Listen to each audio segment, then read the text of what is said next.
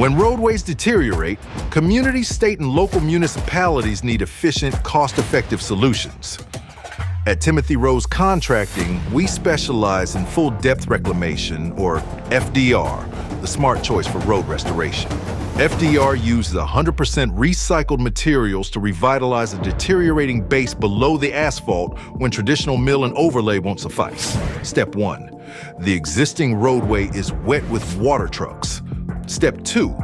Portland cement is spread with spreader trucks specifically calibrated to deliver amounts that adhere to mixed designs created by a geotechnical engineer. Step 3.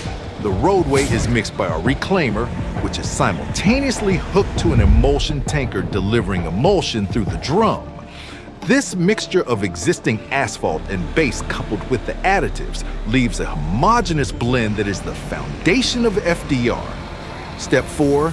The newly mixed roadway is quickly compacted and graded to allow traffic to immediately travel on it. Step 5. The roadway is then profile milled, which leaves the roadway with an even surface and the desired cross slope.